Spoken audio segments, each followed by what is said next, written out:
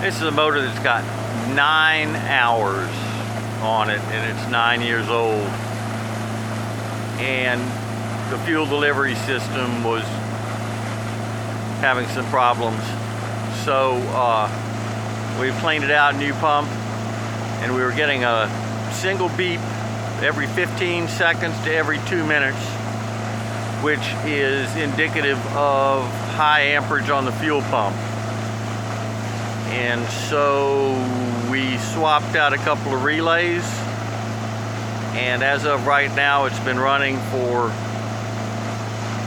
5 minutes with no beep. So we're thinking that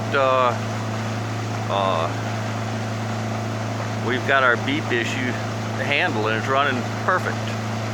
No hiccup, no nothing.